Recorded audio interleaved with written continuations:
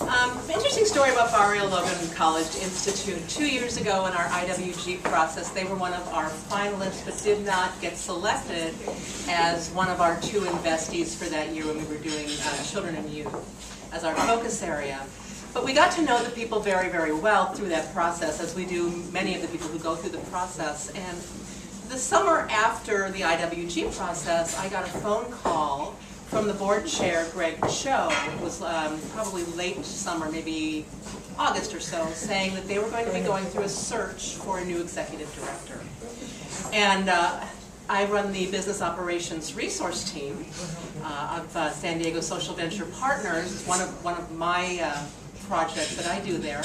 And so that call came to me because human resources and search is one of the things that falls underneath our purview in terms of how we help organizations in the community. We also do finance, cash flow, accounting, anything related to just day-to-day back office kinds of operations as opposed to program-related operations. That's how we sort of break it down.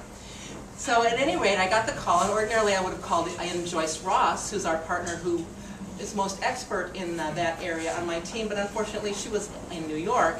And so I got to know the board chair very well and was able to make some suggestions. About 4 months later, I got another call. They had hired an ED, and they wanted to schedule a board retreat. And so we had several meetings, and we decided that we would provide a couple of facilitators for their annual board retreat, which was held this past April. And so another one of our partners who's on my team, Eva Parsons, and myself, actually facilitated a full-day retreat for Barrio Logan College Institute, where they really talked a lot about the kinds of things that they wanted to accomplish during the year. Kind of a very typical sort of an agenda.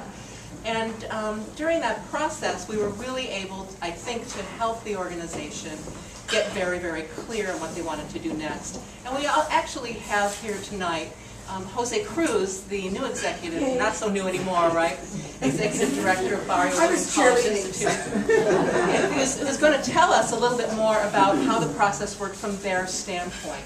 But it was something that we really, really enjoyed. And I also had the pleasure of getting to know Jose personally because he took one of the classes that I teach at UCSD Extension, which I'm going to use right now as a plug for that. I teach a financial management and accounting class for nonprofits at UCSD Extension. It's a 6-week course, and it's very helpful for executive directors, development directors, and board members.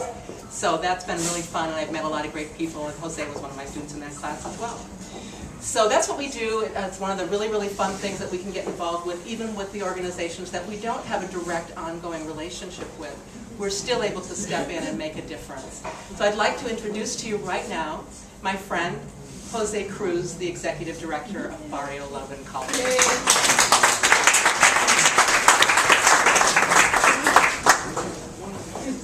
What a nice introduction. Can you guys hear me? Should I just speak? I guess I'll just speak loudly. You know, what an honor to be here. Thank you so much. When I heard that you guys would be having this party and that many of the partners of Social Venture Partners would be here, I jumped on the opportunity. The opportunity really to say thank you for everything that Social Venture Partner has done for us, even though we didn't make the final cut, but we definitely benefited from the services. Before I go into some of the benefits, I wanted to tell you a little bit about what we do, for those of you who don't know what we do. And also one of the reasons that they chose me as the executive director. Actually, 28 years ago, my mom immigrated from Puerto Rico to San Diego because my brother was born with cerebral palsy and severe brain damage. And there wasn't much help for him in Puerto Rico. So my dad wasn't so supportive of services for him, or really backing my mom up with finding the best things for her. So she left him, she left the house, she left everything, and she came to San Diego for both of us, actually. She was also looking for a better education for me. Well, as a result, we ended up at City Heights. That's where I grew up, and City Heights at the time was considered a state of emergency by the mayor because of its high homicide rate.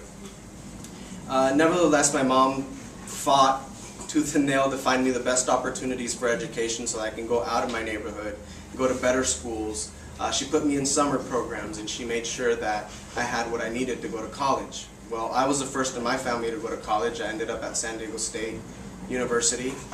And then I also realized once I was there that I was also the only one of my friends that went to college from the neighborhood. So I needed to figure out a way to solve this issue. Why is it that not enough of us from this neighborhood, from these types of neighborhoods, are going to college and experiencing really the empowerment that college gives you? After that, I got really involved, and I ended up at Harvard University for my master's. So everything that my mom sacrificed really went into that, and I'm very grateful to her. But I tell that story because it's directly connected to Barrio Logan College Institute. In Barrio Logan, it's a neighborhood where 38% of the population, 25 years and older, has a high school diploma. So that means the majority of adults there don't even have a high school diploma. Less than 3% have a bachelor's degree in that neighborhood. And Barrio Logan College Institute seeks to change that reality. And through the help of social venture partners, we've really been able this last year to make a lot of strides towards improving this neighborhood. This year we've sent 51 kids to college. Those 51 kids, I should say since 2004, we've sent 51 kids to college since 2004. The interesting thing about the 51 kids, though, is that those are our 51 graduates. So that's 100% of our graduates go to college. 88% have gone straight to four-year universities. And these are kids who are first in their family to go to college. Most of them are first in their family to graduate from high school. Social Venture Partners did some great things this year. JoAnne Berg led that group. She started working with our board and facilitated the board retreat with Eva Parsons.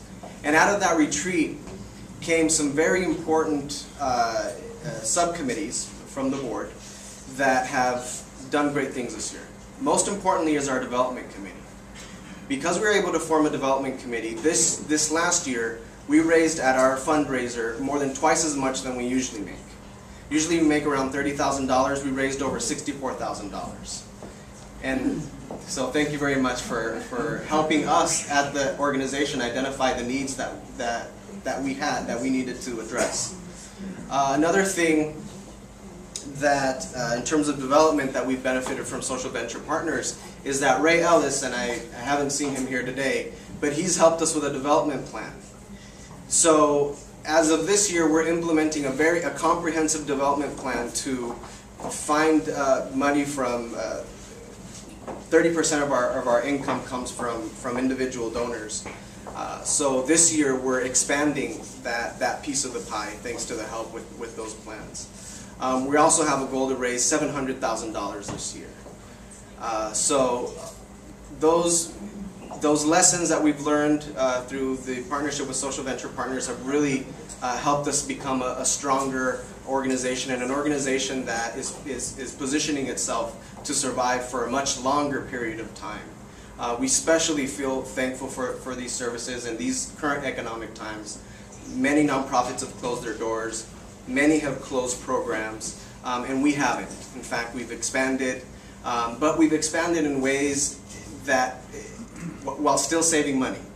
Which is, so not necessarily expanding by paying more, but actually expanding by figuring out ways to do the same thing with less money.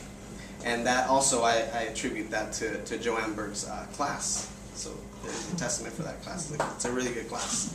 So anyway, thank you guys so much, and it's really an honor to be here and to meet some of you. I've spoken to some of you, so thank you so much.